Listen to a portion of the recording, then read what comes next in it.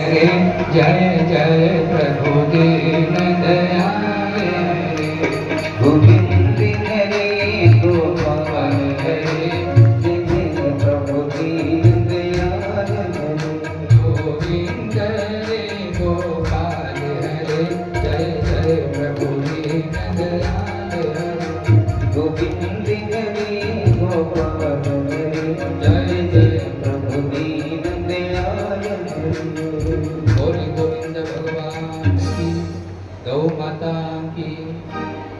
करदम जी ने घोर तप किया है। करदम जी ने तप कर रहे हैं और पत्नी पति की सेवा में लगी है। माता देवती पति की सेवा कर रही है। करदम जी ने 40 साल के लिए समाधि लगा ली। कितने? 40 साल समाधि लगाई। अच्छा, पति भजन करे ना तो पत्नी को आधा वैसे मिल जाना। पति का किया आधा पुण्य पत्नी को मिल ही जाता है। तो 40 साल के लिए समाधि लगाई और देवहूति पति की सेवा करती है। 40 साल बाद में समाधि खोली। क्या देखा कि पत्नी सेवा में लगी है। माता देवहूति ने श्रृंगार करना बंद कर दिया। 40 साल तक श्रृंगार नहीं किया, क्योंकि जब पति भजन में बैठे तो श्रृंगार की जरूरत नहीं है। पति के लिए श्रृंगार होता है। तो 40 साल बाद में महर्षि करदम ये भूले गए कि मेरी शादी हुई थी 40 साल पहले। करदम जी ने पूछा, देवी तुम कौन हो? पत्नी ने कहा कि महाराज आपने मुझे पहचाना नहीं, मैं आपकी पत्नी हूँ। मेरी पत्नी? मेरी शादी हुई थी? बोले हाँ। कब? 40 साल पहले।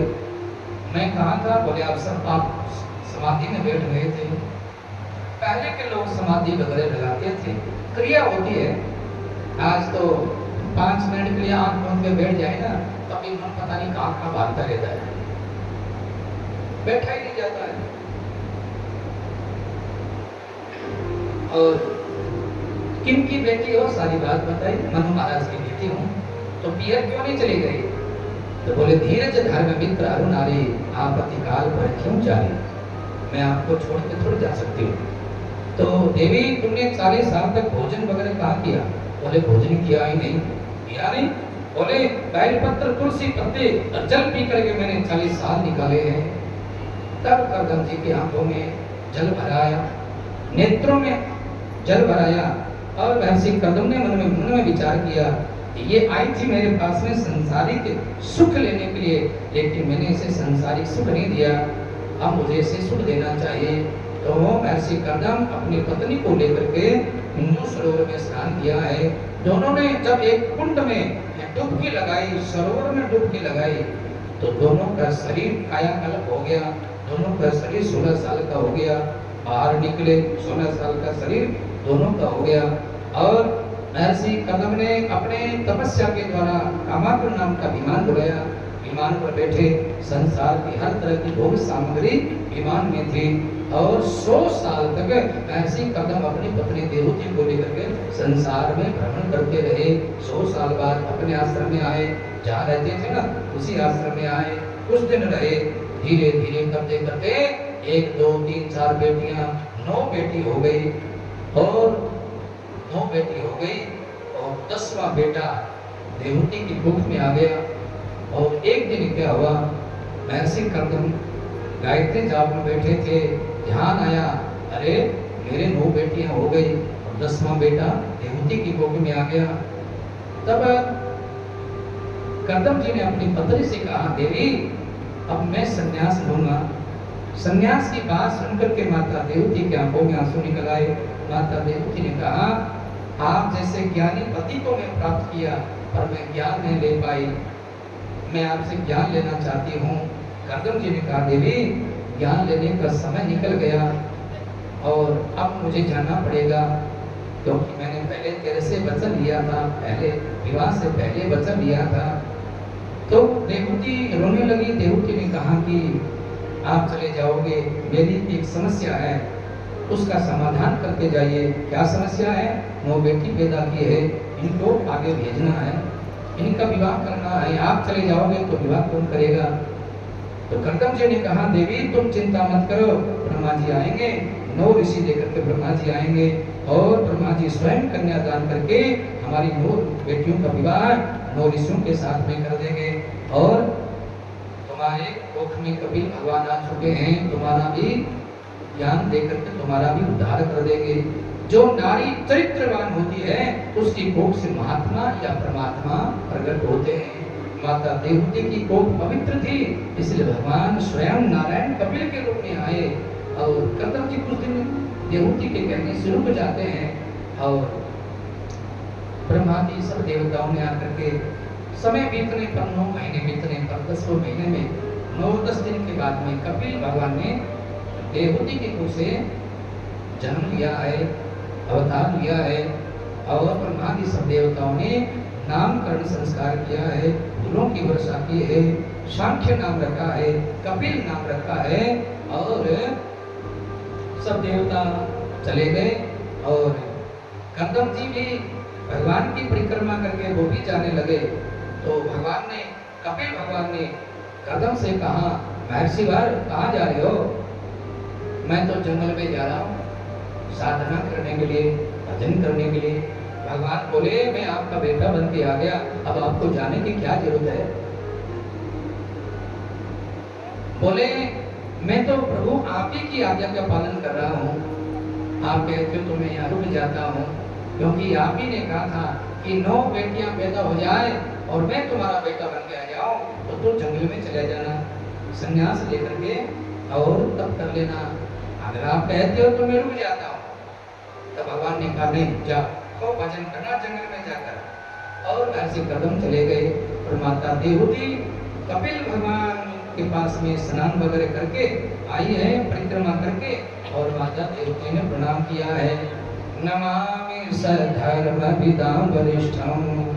माता देवहूति ने हाथ जोड़ करके कपिल भगवान के सामने कहती है नमामि सधर्मविदां वरिष्ठं। कपिल भगवान ने कहा माँ तो मुझसे कुछ पूछना चाहती हो? बोले हाँ प्रश्न करो मैं उत्तर दूंगा। तो माता देवहूति यही कहती है प्रभु मैं इन इंद्रियों को विषय देते देते तंग आ गई, जितना इंद्रियों को विषय दिया गया उनकी आंख उतनी ज्यादा बढ़ती गई, क्योंकि इंद्रियां होती है ना 5 ज्ञानेंद्रिय और 5 कर्मेंद्रिय होती है। ये कर्णी इंद्री ये क्या चाहती है मैं बढ़िया से बढ़िया गाना वगैरह भजन वगैरह सुनूं। आप क्या चाहते हैं मैं बढ़िया से बढ़िया लोगों को देखूं। इंद्रियां होती है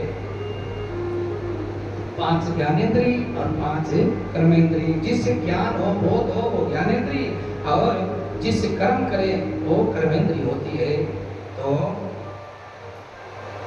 मुंह में 2 इंद्रिय होती है, कर्मेंद्रिय होती है, ज्ञानेंद्रिय होती है। जीव जो है ना ये खट्टा मीठा ये जीव बताती है, तो जीव जो है ना ये ज्ञानेंद्रिय है और कर्मेंद्रिय 2 इंद्रिय है मुंह में।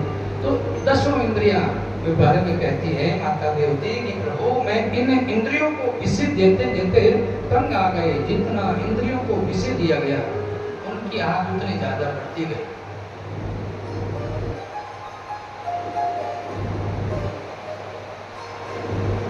जैसे गाय नया घास चाहती है ना, इसी तरह हर इंद्रिय नया भोग नए विषय चाहती है। इनके कारण व्यक्ति पाप करता है, इंद्रियों के कारण व्यक्ति पाप करता है। गीता में लिखा है कि कोई भी व्यक्ति पाप नहीं करना चाहता, लेकिन गीता में एक जगह ऐसी बात की आती है कि कोई भी व्यक्ति पाप से बच भी नहीं पाता। अच्छा पाप नहीं करना चाहते, पाप से बच नहीं पाता, तो ये पाप कौन करते? बोले इंद्रियां पाप करती है। इनमें नित्य नए भोगों की इच्छा होती है। तो कपिल भगवान ने कहा माँ जब तक तुम्हारा मन विषयों में बसा है तभी तक अशांति है, और जिस दिन तुम्हारा मन विषयों से हट जाएगा उसी दिन है तुम जीव को ब्रह्म समझ लोगे। क्योंकि जीव जो है ना ये ब्रह्म का ही स्वरूप है। बर्फ जो है ना पानी का स्वरूप है, बर्फ पानी का ही स्वरूप है। वो तो शीत के संयोग से फ्रिज के संयोग से पानी पत्थर हो गया, थोड़ी सी गर्मी लगने दो जो आपको पत्थर जैसा दिख रहा है ना बर्फ, वो पानी हो जाएगा। तो इसी तरह हमने इस आत्मा को शरीर का धर्म मान लिया। जब शरीर के धर्म से जब हम पीछे हट जाएंगे तो जीव भगवान का स्वरूप बन जाता है। तो माँ ने कहा प्रभु ये मन विषयों से हटे कैसे? बोले जिन संतों ने, जिन भक्तों ने मेरे लिए सब कुछ त्याग दिया है, जो संत जो भक्त निरंतर मेरे भजन में लगे रहते हैं, उनका संग करो। उनका संग करते करते मेरे में श्रद्धा बनेगी। श्रद्धा के बाद में रति विरक्ति होगी, और विरक्ति हुई, मेरे में मन लगा, मेरा दर्शन हो गया। जैसा करो संग वैसा चढ़े रंग। संग का रंग होता है, जैसा खाओ अन्न वैसा बने मन। जैसी दृष्टि वैसी सृष्टि, जैसा विचार वैसा संसार। ये तो सूत्र है ना, ये सूत्र है, ये अकाट्य सूत्र है। जैसा खाओ अन्न वैसा बने मन। देखो, अन्न से ही मन का निर्माण होता है। अनाज में 3 तत्व होते हैं।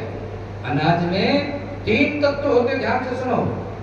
अनाज का पहला वाला जो स्थूल तत्व होता है, वो जब हम खाते हैं तो उससे मलमूत्र बनता है। और अनाज का दूसरा वाला जो तत्व होता है, सूक्ष्म तत्व है, और उससे हड्डी, मांस, रुधिर, खून वगैरह, धातु वगैरह सब बनते हैं। उससे भी जो सूक्ष्म अनाज का तत्व होता है ना, इसलिए पुराने जमाने में लोग अपना ही खाते थे। क्योंकि अपना खाओगे, अपनी मेहनत की कमाई खाओगे, तो मन भगवान के भजन में लगेगा, गौशाला में आने का मन करेगा, कथा सत्संग में आने जाने का मन करेगा।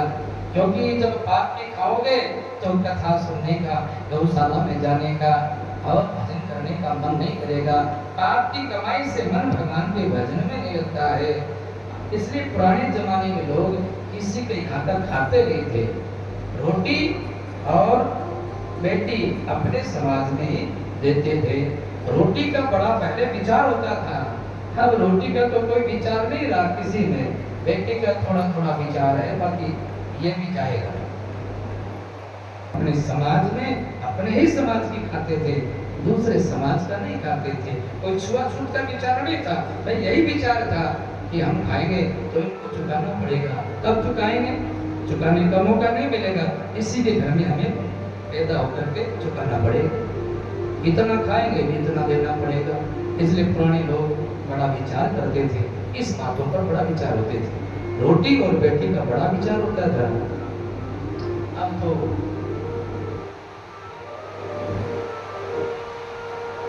बोलिए भक्तवत्सल भगवान की। जैसा करो संग वैसा चढ़े रंग। तुलसीदास जी कहते हैं, जिस घड़े में 9 छिद्र हो, जिस घड़े में 9 सुराग हो, उस घड़े में अगर पानी भर के रखना है तो क्या उपाय है? उस घड़े को, जिस घड़े में 9 सुराग है, उस घड़े को पानी के तालाब में डुबा के रखो। क्योंकि पानी से बाहर निकालोगे तो घड़ा पानी छन जाएगा, खाली हो जाएगा घड़ा, और पानी में डुबा के रखोगे तो घड़ा भरा रहेगा। इसी तरह ये शरीर भी 9 छिद्र वाला है। इसमें अगर ज्ञान रूपी, भक्ति रूपी जल भर के रखना है तो इसको भी सत्संग रूपी तालाब में डुबा के रखो। तुलसी नव घट छिद्र को सत्संगत सर्वो, बाहर रहन प्रेम जल कीजे जतन करोड़।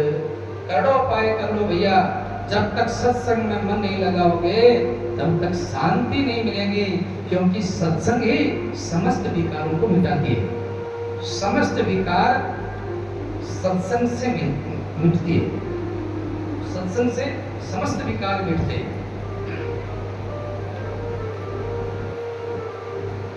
एक घड़ी आधी घड़ी आदि से पुण्याधे, तुलसी संगत साधके कटे कोटि अपराध। स्कंद पुराण में कथा आती है। स्कंद पुराण में लिखा है कि एक सुकी ने, सुकी मतलब तोते की पत्नी ने 2 बच्चों को जन्म दिया। और वो दोनों तोते थोड़े बड़े हुए, घूमने निकले, जंगल में पहुंचे। दोनों एक पेड़ के ऊपर बैठे थे, दोनों तोते। एक बहेलिया आया और बहेलिया ने दोनों तोतों को पकड़ दिया। बहेलिया ने ले जाकर के बाजार में बेच दिया। एक तोते को कसाई अपने घर पे ले गया दूसरे तोते को, एक संत अपने आश्रम में ले गया। अच्छा, काफी समय तक वो दोनों तोते वहां रहे और कुछ समय बाद में वही दोनों तोते बाजार में बिकने आए। कसाई ने अपने तोते को 1 रुपये में बेचा है और संत ने अपने तोते को 1 लाख रुपए में बेचा है। दोनों भाई है, एक ही माँ के बेटे हैं। एक की कीमत क्या है? 1 रुपया और दूसरे की कीमत क्या है? 1 लाख रुपया। एक राजा ने वही दोनों तोते खरीद लिए हैं। राजा दोनों तोतों को खरीद करके अपने घर पे गया। राजा साहब ने 1 रुपया वाले तोते को दरवाजे के बाहर टांग दिया और 1 लाख रुपया वाला जो तोता था, राजा साहब ने उसको शयन कक्ष में, जहाँ राजा सोता था ना, वहीं शयन कक्ष में टांग दिया। अब राजा साहब सो गए। अब देखो, एक की कीमत 1 रुपया है, दूसरे की कीमत 1 लाख रुपया है। अब दोनों में फर्क क्या है? सुनो ध्यान से। राजा साहब रात में सो गए और सुबह ब्रह्म मुहूर्त शुरू हुआ। 4 बजे ब्रह्म मुहूर्त में जो संत वाला जो तोता था, उस तोते ने बोलना शुरू किया, कबीरा सोकर क्या करे। उस तोते ने राजा से क्या कहा? कबीरा सोकर क्या करे, जाग के जपो मुरारे, एक दिन तो है सोना, लामे पाव पसारे, धन यौवन यूं जाएगा जैसे उड़ते कपूरे, नारायण हरि भजन करो, क्यों चाटे जगत धूरे, दो बातन को भूल मत, जे चाहे कल्याणे, नारायण एक मोट को, दूजे श्री भगवान। 4 बजे संत वाले तोते ने जब ऐसा बोला तो राजा साहब की पहली बार आंख खुली। 4 बजे बड़े लोग होते ना, वो सुबह 7-8 बजे तक उठते। 4 बजे पहली बार आंख खुली। राजा ने जब ऐसे सुंदर सुंदर दोहे, सुंदर सुंदर विचार जब सुने, राजा साहब की आंखों में आंसू निकल आए। अरे, मेरे को तो आज तोते के रूप में भगवान मिल गए, संत मिल गए। अरे, इस तोते का 1 लाख रुपया, अरे इसका तो 1 करोड़ भी दिया जाए ना तब भी कम है। आज तो मेरे को भगवान मिल गए। और राजा साहब बिस्तर से उठ करके, राजा साहब बड़े खुश हुए और खुश होकर के राजा साहब जब दरवाजे के पास पहुंचे, 1 रुपये वाला जो तोता था ना, उस तोते ने राजा से कहा, नालायक, हरामी, मारो, काटो। राजा ने कहा कि इसका तो 1 रुपया भी ज्यादा है। अरे भाई, इसका गला घोट दो। सैनिक लोग आए और उसका सिर पकड़ा, मरोड़ने लगे। तो 1 लाख रुपया वाला जो तोता था ना, वो दौड़ करके आया और आकर के राजा साहब के कंधे पर बैठ गया और राजा से कहा, ठहरो राजन, ठहरो। राजन, हम दोनों भाई एक ही माँ के बेटे हैं। हम दोनों भाई बचपन में बिखर गए थे, अलग हो गए थे। मेरे में जो गुण दिखाई देता है, ये सत्संग का प्रभाव है, और इसमें जो अवगुण दिखाई देता है, ये कुसंग का प्रभाव है। क्योंकि ये कसाई के घर पे रह के आया है और मैं संत के आश्रम में रह के आया हूँ। इसलिए इस तोते को मेरे हवाले कर दो, मेरे पास में कुछ दिन रहेगा तो मैं मेरे जैसा इसको बना दूंगा। तो कहते हैं ना, जैसा करो संग वैसा चढ़े रंग। संग का रंग चढ़ता है, संग का रंग चढ़ेगा। माताएं जब टीवी चलाती है और जब LCD चलती है तो बूढ़ी बूढ़ी माताओं के हाथ में वो रिमोट होता है, टीवी का LCD का रिमोट होता है, और देखती रहती है, बटन दबाती रहती है। यूं करते करते कई बार नहीं बजता है तो माताएं दोनों हाथ से यूं करके बटन दबाती है तो चैनल हो जाता, चेंज होता कि नहीं होता है भाई? रिमोट से जब बटन दबाएंगे तो चैनल चेंज होगा कि नहीं होगा? तो ये हमारा जो शरीर है ना, ये रिमोट है, रिमोट है, रिमोट है ये। अब इस रिमोट से आप अच्छे भी अच्छा भी देख लो, बुरा भी देख लो। अच्छा रिमोट दब गया 25 तारीख से तो आपको कथा सुनने को मिल गई, गौशाला में आने का मौका मिल गया। नहीं तो घर में बैठे रहते थे, क्या करते, क्या करता तो घरे रहता तो क्या कर लेता थे, नींद लेता।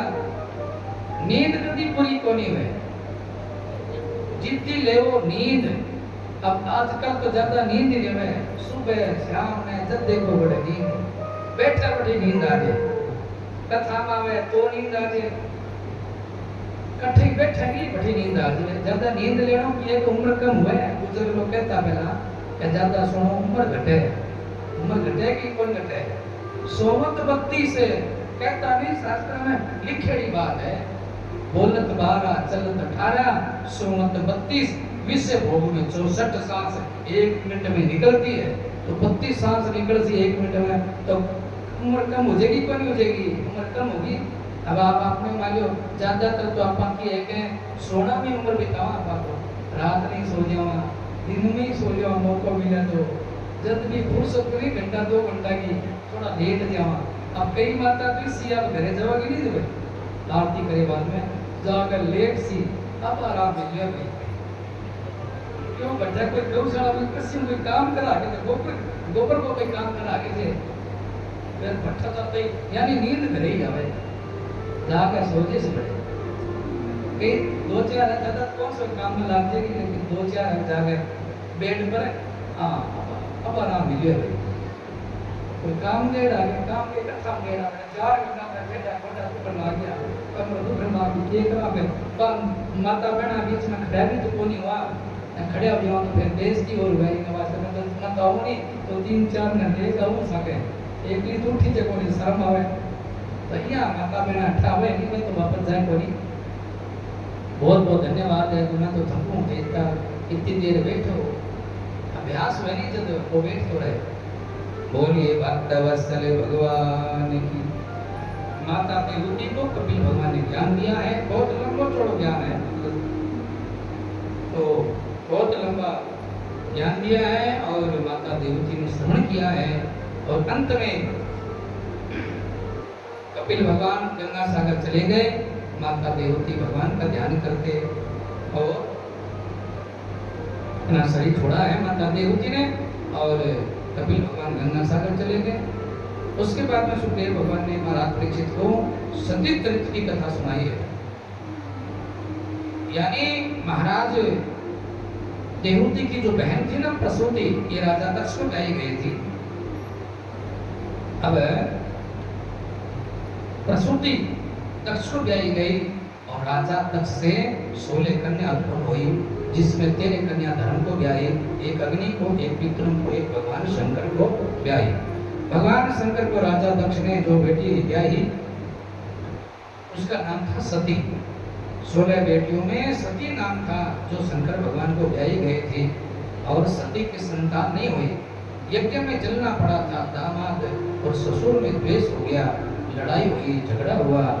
तो राजा परीक्षित ने सुखदेव जी से पूछा कि राजा दक्ष अपनी बेटियों से प्यार करने वाले हैं और शंकर भगवान शांत स्वभाव के हैं, फिर ससुर दामाद में द्वेष क्यों हुआ, ये कथा आप सुनाइए। तो सुखदेव जी कहते हैं परीक्षित, एक बार भगवान शंकर सती के साथ में विवाह हो गया, और एक बार भगवान शंकर कैलाश से चल करके दंडकारण्य में गए। एक बारी त्रेतायु के मारी,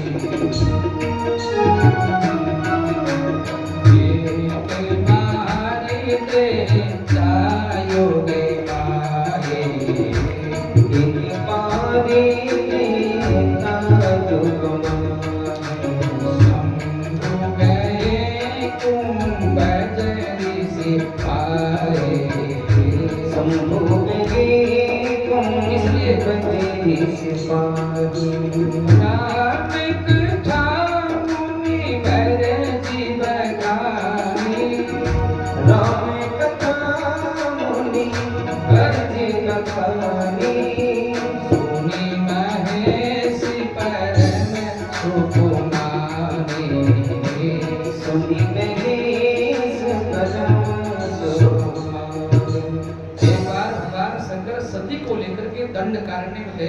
अगस्त ऋषि के यहाँ, और अगस्त ऋषि ने भगवान शंकर सती का आदर किया, आसन दिया, बिठाया और पूजन करने लगे। सती ने मन में विचार किया कि हमको इनकी पूजा करनी चाहिए, ये हमारी पूजा कर रहा है, ये हमें क्या ज्ञान देगा। संशय था सती के मन में। अब शंकर जी ने कहा हम राम कथा सुनने आए हैं, क्योंकि राम कथा जो है ना 9 दिन का अनुष्ठान होता है, भागवत जी का 7 दिन का अनुष्ठान होता है। तो राम कथा सुनाने के लिए अगस्त ऋषि सुनाने लगे और शंकर भगवान सुनने लगे। सती कथा नहीं सुन रही है, सती यहाँ वहाँ देख रही है। सत्संग में आ जाना सब कुछ नहीं है, सत्संग में आकर के एक एक शब्द को कैच करना, पकड़ना, ये सत्संग का स्वरूप होता है। जो कथा चल रही थी, कथा के प्रसंग के आधार पर अगस्त ऋषि ने कहा, यानी कुंभज ऋषि ने कहा कि जिन भगवान राम की कथा चल रही है वे राम इसी वन में आए हैं, दंडकारण्य में। तो बोले कथा विराम कर दो, दर्शन करने जाए। दर्शन करने के लिए भगवान शंकर सती दोनों गए। राम लक्ष्मण, सीता का हरण हो गया था, राम लक्ष्मण दोनों जंगल में रो रहे थे। शंकर भगवान ने दूर से देखा, प्रणाम किया, जय सच्चिदानंद जय जगपावन, अस कहीं चले मनोजैन सावन। दूर से सच्चिदानंद बोली, चल पड़े। सती के मन में संशय हो गया, सच्चिदानंद तो ब्रह्म है, ब्रह्म कभी अवतार लेते नहीं। ब्रह्म ने अगर अवतार लिया होता तो वो पागलों की तरह हो नहीं सकता। ये तो राम लक्ष्मण 2 भाई महाराज दशरथ के पुत्र है, और राम की पत्नी सीता का हरण हो गया, रावण उठा ले गया, और इसको ये सच्चिदानंद कह रहे हैं। शंकर जी से पूछती है, शंकर जी ने कहा, सोई मम इष्ट देव रघुवीरा, ये मेरे भगवान है, मेरे इष्ट है, विश्वास करो। सती बात नहीं मानती, बोले मैं बात नहीं मानती, जब तक परीक्षा न ले लूं मैं बात नहीं मानूंगी। तो भगवान शंकर एक वटवृक्ष के नीचे बैठ गए, जा परीक्षा ले, लेकिन विवेक पूर्वक परीक्षा ले लेना। और सती सीता का रूप बना करके राम लक्ष्मण के सामने जाके खड़ी हो गई। राम जी ने देखा, लक्ष्मण जी ने देखा, पहचान गए, लेकिन लक्ष्मण जी कुछ बोले नहीं। मैं क्यों बोलूं, राम जी अपने आप बात कर ले। और राम जी ने सती को प्रणाम किया। सती ने रूप बना रखा सीता का, और राम जी ने जब सती को प्रणाम किया, और राम जी ने सती से कहा, माँ तुम जंगल में घूम रही हो, तेरे को पता नहीं है सीता भी जंगल में अकेली थी और कोई राक्षस उठा करके ले गया। तुम अगर भगवान शंकर को छोड़ करके जंगल में अकेले घूमोगी ना तो तुम्हारा भी कोई अपहरण कर लेगा। इसलिए नारी को कभी अकेले नहीं जाना चाहिए, नारी के साथ में कोई न कोई व्यक्ति होना चाहिए, अकेले नारी को नहीं घूमना चाहिए। अब सती ने मन में विचार किया कि मैंने रूप बना रखा है सीता का, और ये मेरे को माँ कह रहे हैं, तो कहीं शंकर जी को पिता न कह दे। बस अब सती यहाँ से भागी है। तो भगवान राम ने सोचा जरा थोड़ा सा लीला दिखा दें। भगवान की 2 लीला होती है, एक ऐश्वर्य लीला होती है, दूसरी माधुरी लीला होती है। तो दोनों लीला आगे बताई। भगवान ने ऐश्वर्य लीला दिखाई है, और सती राम लक्ष्मण को छोड़कर के आगे भागी थी। राम लक्ष्मण सीता तीनों आगे से आ रहे। सती ने आगे देखा, अरे सीता राम लक्ष्मण को मैं पीछे छोड़ के आई थी, पीछे वाले कहाँ गए? तो पीछे से भी तीनों आ रहे हैं। अरे ये वो आगे और ये तीनों पीछे से आ रहे हैं, और सीता को तो रावण ले गया था। सीता इनके साथ क्या कर रही है? दाहिनी तरफ देखा, बाईं तरफ देखा, जिधर देखा ना उधर उधर सीता राम लक्ष्मण सीता तीनों नजर आए। आकाश की तरफ देखा तो भगवान राम ने ऐश्वर्य लीला दिखाई कि जिधर सती दृष्टि डालते हैं ना उधर राम लक्ष्मण सीता तीनों दिखाई देते हैं। आकाश की तरफ देखा तो करोड़ों सिंहासन है भगवान राम के, ब्रह्मा जी देवता सब पूजा कर रहे हैं, शंकर जी भी राम जी की पूजा कर रहे हैं। राम दरबार में शंकर जी है कि नहीं है? कहीं राम दरबार ऐसे जिसमें शंकर जी है? और शंकर जी भी राम जी की पूजा कर रहे हैं, सती भी शंकर जी के पास में बैठी है। सती भगवान की वो ऐश्वर्य लीला देख नहीं पाई, आंख बंद करके बैठ गए। प्रभु मुझे विश्वास हो गया आप तो साक्षात ब्रह्म है। और सती आंख बंद करके बैठ गई। भगवान ने वो माया का पर्दा डाला था, वो माया का पर्दा खींच लिया और सती ने आंख खोली तो राम लक्ष्मण दोनों रो रहे हैं। वहां कुछ नहीं था, आंख खोल के देखा तब कुछ नहीं। अब सती घबरा गई, शंकर जी के पास में गए। शंकर जी ने पूछा तूने परीक्षा ली भगवान की? बोले नहीं, मैं तो प्रणाम करने गई थी। गई क्यों थी प्रणाम करने? क्यों? मेरा प्रणाम करना बाकी रह गया था ना, इसलिए गई थी। भगवान शंकर ने मन में विचार किया, स्त्री अगर सच बोले ना तो आश्चर्य करना चाहिए, और स्त्री अगर झूठ बोले ना तो स्त्री का ये स्वभाव है। झूठ बोलना स्त्री का स्वभाव होता है। जरा जरा सी बात में जो स्त्री ना झूठ बोल देती है, पत्नी जरा जरा सी बात में बोल देती है, सासू के भय से बोल देती है, नंद के भय से बोल देती है, पति के भय से बोल देती है। क्योंकि स्त्री जो है ना ज्यादातर झूठ का सलाह लेती है, सच कम बोलती है। आप लोग कोई बुरा नहीं मानना, आपकी बात नहीं है।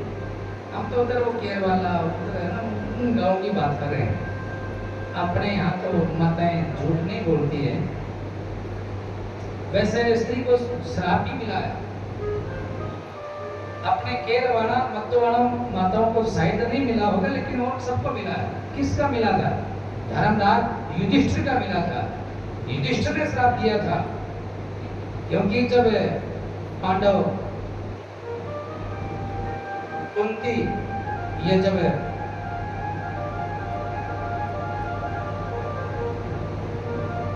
पिंडदान कर रहे थे ना अपने पूर्वजों का, तो बुआ कुंती ने कहा था पांडवों से एक पिंड और रह गया, इसका कर्ण का रह गया। तो युधिष्ठिर ने कहा कि कर्ण हमारा क्या लगता है कर्ण? तब है बता दिया कुंती ने कि कर्ण तुम्हारा ही बड़ा भाई था, कुमार अवस्था में हुआ था। और पता है सूर्य नारायण के बुलाने से सूर्य नारायण ने और मंत्र के प्रभाव से बच्चा हो गया था, और उसको जल में बहा दिया गया और एक सूत ने पाल दिया था। बोले कर्ण तुम्हारा भाई था। तब युधिष्ठिर को क्रोध आया, क्रोध में आकर के कहा, माँ से कहा माँ मैं तुझे श्राप देता हूँ, आज के बाद कभी भी स्त्रियों के पेट में बात टिकेगी नहीं। क्योंकि अगर पहले बता दे देती तो फिर हमारा भाई कर्ण मरता नहीं, क्योंकि कर्ण को हम अपने पक्ष में कर लेते। जैसे भी हो पांचों भाई कर्ण के चरणों में बैठ जाते, हम कर्ण को मरने नहीं देते।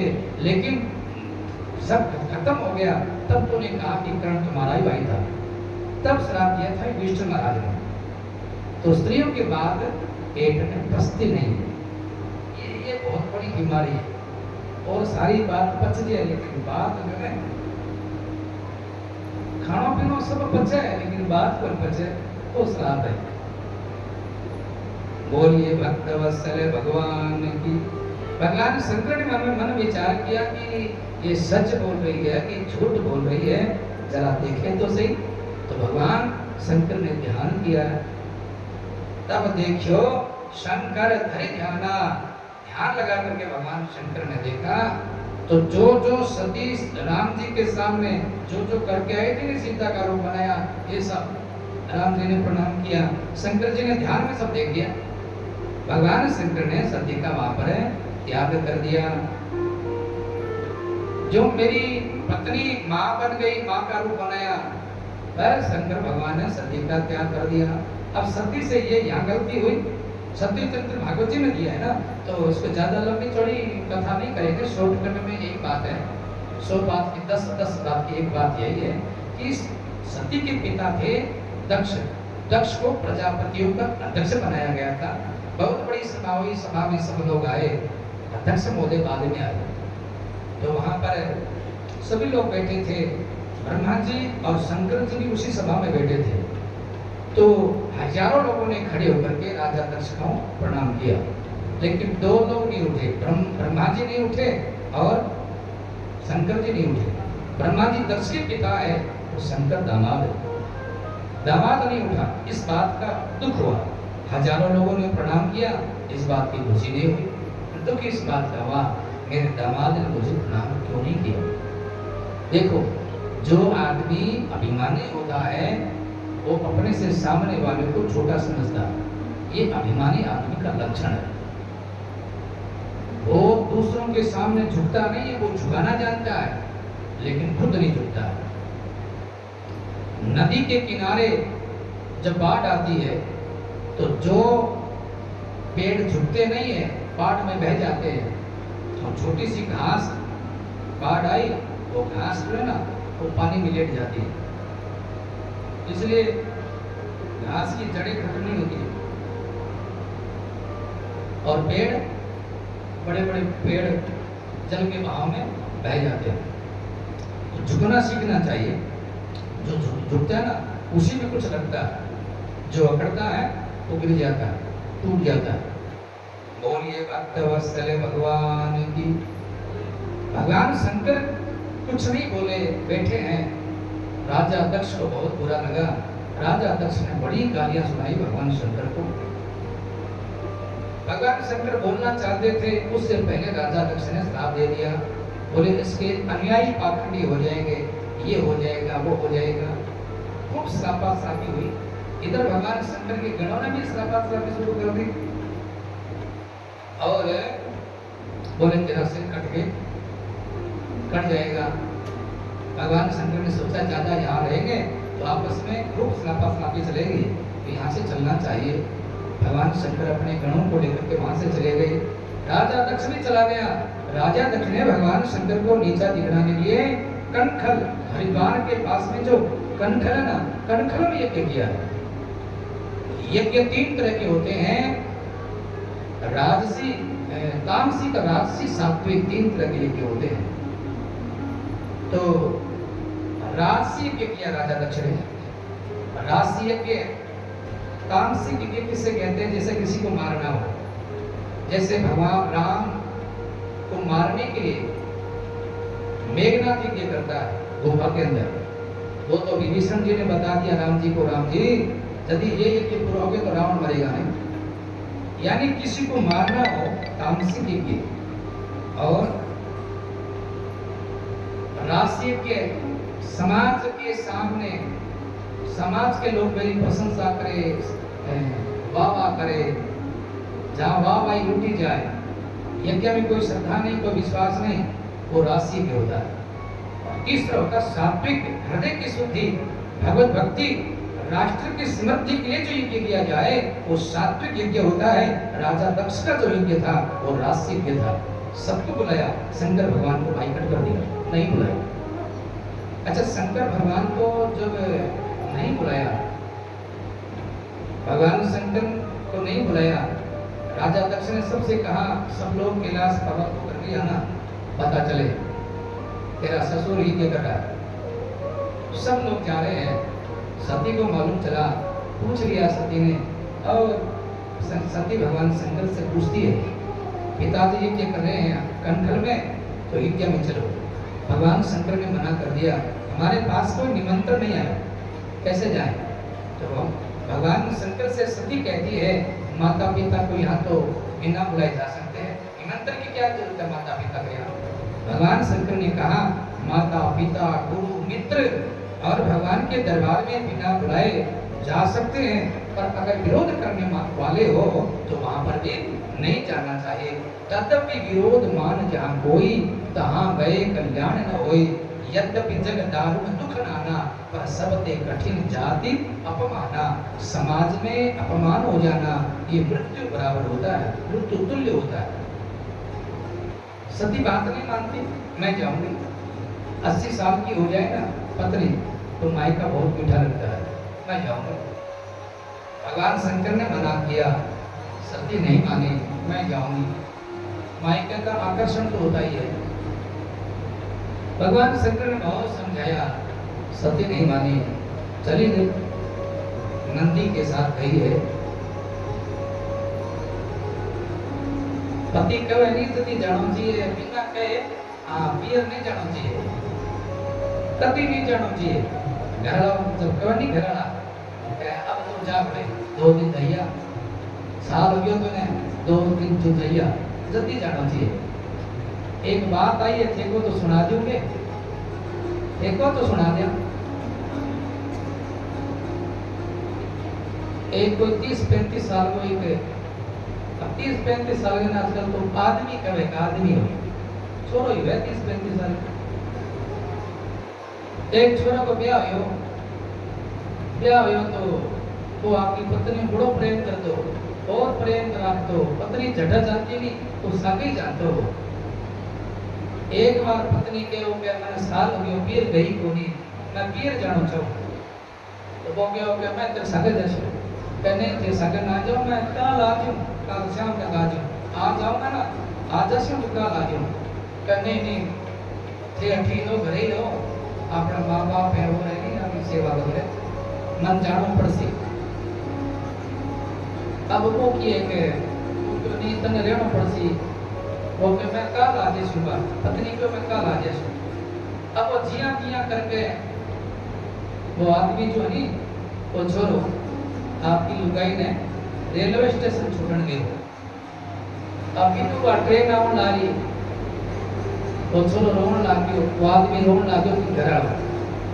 जब लुगाई के इया सियाणो थे रो क्यों हो, अड़ोस पड़ोस एक सी तो थोड़ा अच्छा थोड़ी लगे कि तू जावे क्यों है, तू जा ना कि मैं कल आ जाऊँ ते चिंता ना करो मैं कल आ जाऊँ।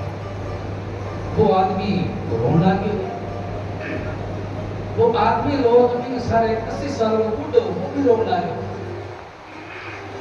वो छोरो भी ने बूढ़िए ने पूछे दादा थे क्या मरो, तो बूढ़ियों के तू बता तू क्या मरो है, तो मैं के बताऊं मेरी लुगाई पीर जावे।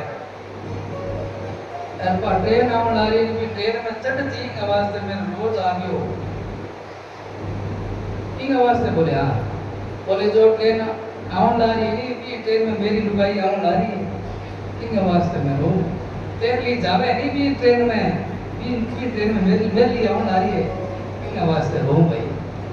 तो बात सच्ची है भाई, 70 साल की 80 साल की उम्र में फिर आज ने पीर तो फिर बहुत जे नहीं जब तो बड़े खुश हुए आज तो मैं क्योंकि 70 जब ज्यादातर बुढ़ापा में मैं देखियो बुढ़ापा में किया के आपस में खींचता नहीं बहुत लगी रहे सारे दिन घरे पड़िया रहो थे गौशाला उड़ जाए करो, गौशाला में कथा चलना रही है भट्ठे उड़ जाए करो थे तो सारे दिन घर में पड़िया रहो, मरो नहीं कटी जाओ नहीं। 70 साल की उम्र में बापूडिया इया कहे आपके घर में इया कह कभी मर जाओ में उड़ जाओ नहीं कटी कथा चले भट्ठे उड़ जाए करो थे सारे दिन घर में पड़िया रहो लाओ चा लाओ हुक्को ना लाओ चिल्लम में सारे दिन पड़िया रहो घर में। 30 साल 35 साल की उम्र में क्या कहते थे कि नहीं ना जाओ घर ही रहो थे कमाई करनी तो अपन थोड़ी बड़ी जमीन आई हो बाल ऐसा थे कि नहीं ना जाओ। 70 साल की उम्र में क्या मरो निकली जाओ नहीं थे सारे दिन घर में पड़े रहो।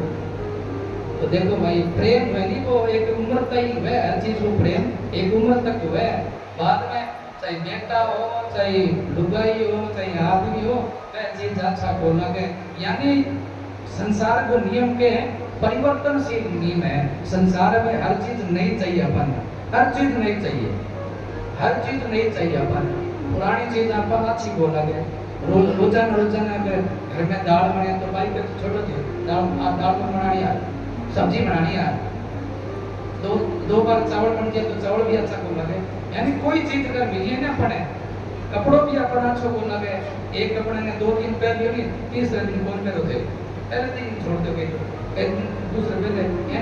संसार को मतलब परिवर्तनशील संसार है, कोई चीज संसार में अच्छी को लगे उम्र के हिसाब में चीज अच्छी लगे बाद में कौन अच्छी लगे।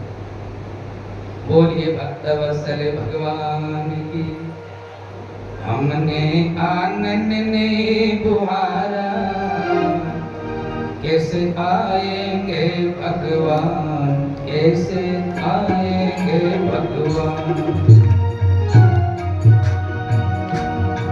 हमारी आंगन ने बुहारा हमारी आंगन ने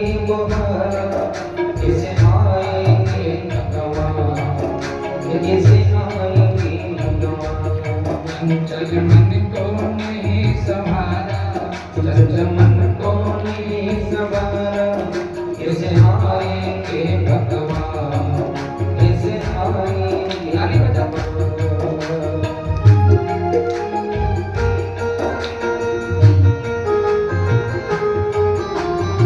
सड़कों में कल मस्जिदाएं की लगी हुई है ढेरे, सड़कों में कल मस्जिदाएं की लगी हुई है ढेरे। नहीं ज्ञान की किरण कहीं भी हर तो भरी अंधेरे, नहीं ज्ञान की किरण कहीं भी हर को भरी अंधेरे। आंगन छुपारा अंधियारा, हमारा अंधियारा, कैसे आएंगे भगवान, कैसे आएंगे भगवान। हमारे आंगन में तुम्हारा, हमारे आंगन में तुम्हारा, कैसे आएंगे भगवान, कैसे आएंगे भगवान। हृदय तुम्हारा पिघल पाया जब देखा प्यारा, हृदय तुम्हारा पिघल पाया जब देखा प्यारा। हृदय तुम्हारा पिघल पाया जब देखा प्यारा, हृदय तुम्हारा पिघल पाया जब देखा प्यारा। किसी बंद भोले ने तुमसे पाया नहीं सहारा, किसी बंद भोले ने तुमसे पाया नहीं सहारा। ये है करुणा की धारा, ये है आंखों की धारा, कैसे आएंगे भगवान, कैसे आएंगे भगवान। हमने आंगन में बुहारा, हमने आंगन में बुहारा, कैसे आएंगे भगवान, कैसे आएंगे भगवान।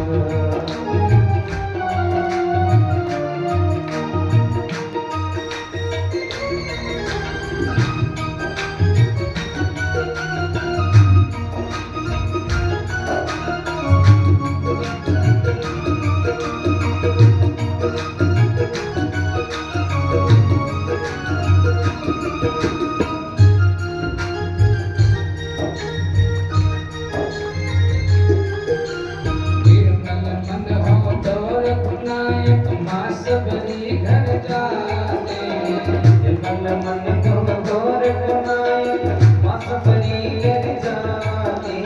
निर्मल मन हो दौर नायक माँ सबरी घर जाते, निर्मल मन हो दौर नायक माँ सबरी घर जाते। श्याम सूर की बाह पकड़ कर सागर दूर घर खाते, श्याम सूर की बाह पकड़ कर सागर दूर घर खाते।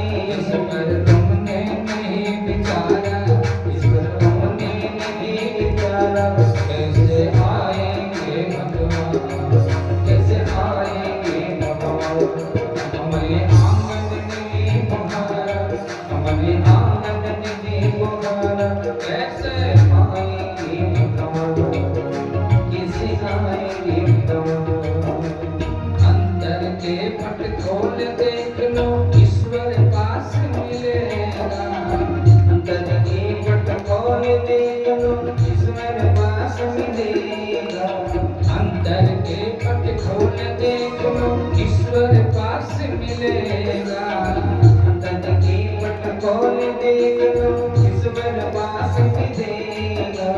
हर प्राणी में ही परमेश्वर का आभास मिलेगा, हर प्राणी में ही परमेश्वर का आभास मिलेगा।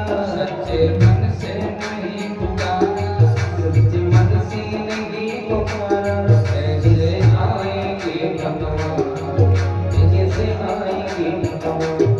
हमारे आंगन में बुहारा, हमारे आंगन में बुहारा, कैसे आएंगे भगवान, कैसे आएंगे भगवान, कैसे आएंगे भगवान, कैसे आएंगे भगवान। बोले गोविंद भगवान की। सती मना करने के बावजूद भी और अपने पियर चले गए। भगवान शंकर यहाँ पर एक सिद्धांत की बात कहते हैं कि पत्नी को कभी भी मायके नहीं भेजना चाहिए। भेजना भी हो तो 5 दिन भेजो, 10 दिन, 15, 20 दिन, महीने भी नहीं, 25 दिन ज्यादा से ज्यादा, बस, इससे ज्यादा नहीं। पत्नी को मायके 20-25 दिन, ज्यादा से ज्यादा में है ये। क्योंकि महीने बाद में तो अड़ोसी पड़ोसी भी फिर आ जाते हैं कहने के लिए। पड़ोस की जो चाची है, ताई है, वो भी आ जाती है, क्यों, क्या बात है, महीना हो गया गई नहीं। पड़ोस की बना वो अड़ोसी पड़ोसी, वो पूछती है गई नहीं, क्या हुआ, महीना हो गया। कोई आपस में कुछ अनबन हो गई, वो नहीं आया, सो बात सुननी पड़ती है। भाई क्यों सुननी पड़े, ससुराल में रहो कोई बात सुननी नहीं, पियर में रहोगे तो सुननी पड़ेगी। अब सती गई मायके। मायका कब बना पता, मायका पिता से मायका बना है, माँ से नहीं बना मायका, पिता से बना है।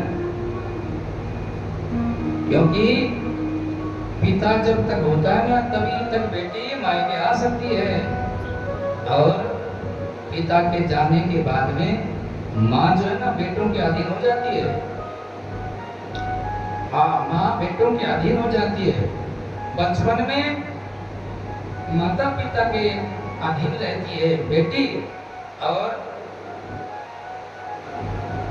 शादी के बाद में पति के अधीन रहती है, और बुढ़ापे में बेटों के अधीन रहती है। माँ बेटों के अधीन रहती है, पिता जब तक होता है तब बेटी तब कैसे भी आ सकती है, कोई सब छूट है। पिता के जाने के बाद में बेटी को कौन आने देता है, भाई मना कर देगा, भाभी मना कर देगी, तो माँ की चलती नहीं थोड़ी, माँ तो बेटों के अधीन रहती है। बेटा बोल देगा, बहू बोल देगी माँ से, नहीं उसको मना कर दो, नहीं आना। माँ कहेगी बेटी तू तो जानती है, तो मत आ, 100, 200, 500 रुपया तेरे में मोबाइल में बिल डाल दूंगी, मैं कभी आए ना तो मैं दे दूंगा। बात सच्ची भी है। अपने यहाँ जब बेटी आती है, शादी के बाद में जब बेटी आती है, साल 6 महीने से पियर में आती है, और 5 दिन 10 दिन बेटी जब रहती है, और जब 10 दिन के बाद में जब बेटी जाती है, तो पत्नी कहती है अपने पति से, बेटी के बाप से कहती है, बेटी को आए हुए 10 दिन हो गए, फोन आया था रात को, आज जाना है बेटी को, बोलेंगे बस में चढ़ा दो, अब बेटी को भेजना है।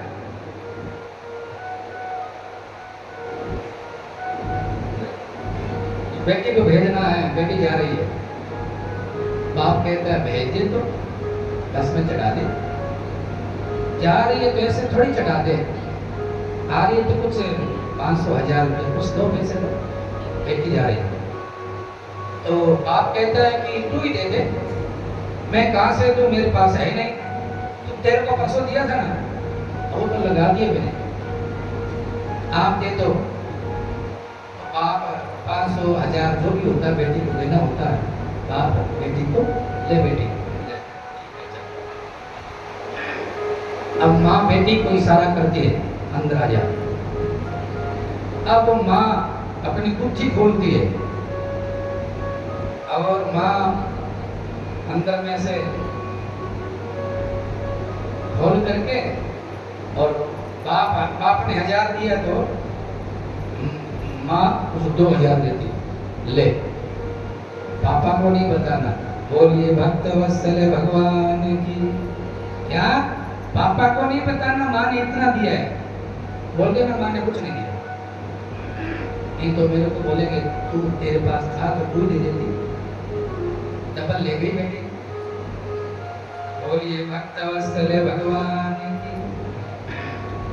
आज माँ के पास में सती गई है, बहनें मिली हैं तो बहनें भी ताना देती है।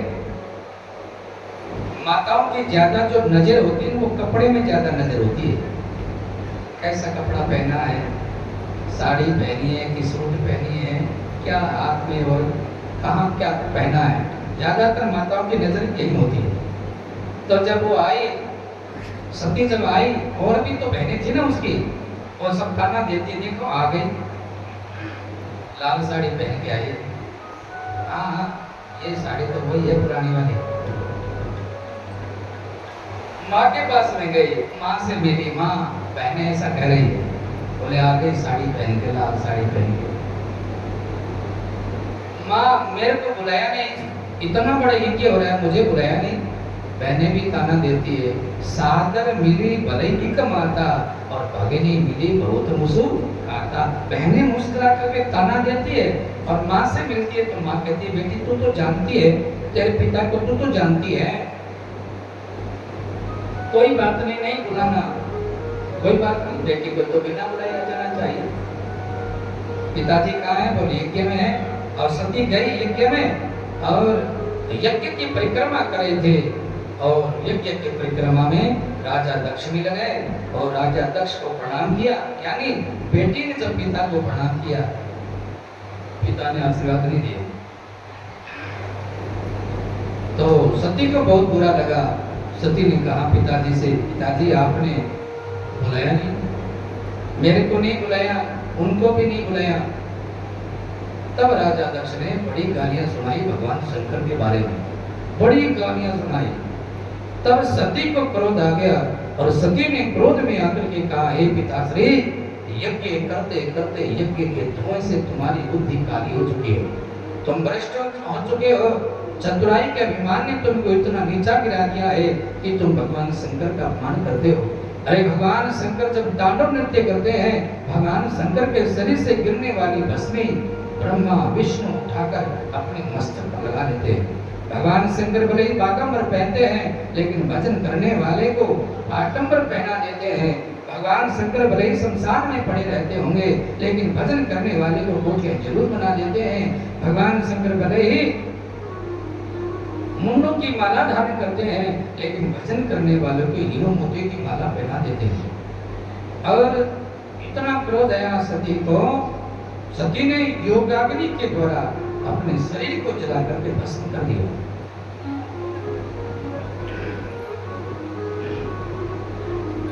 अब तो उस यज्ञ के आचार्य थे भृगु ऋषि, और भृगु ऋषि ने मन में विचार किया, अब यज्ञ में कोई अनहोनी होगी, तो यज्ञ रक्षार्थ भृगु ऋषि ने कुछ यक्ष उत्पन्न कर दिए यज्ञ की रक्षा के लिए। और इधर नारजी महाराज ने जाकर के भगवान शंकर से कहा कि सती ने पिता के यज्ञ में अपने शरीर को जला के भस्म कर दिया है।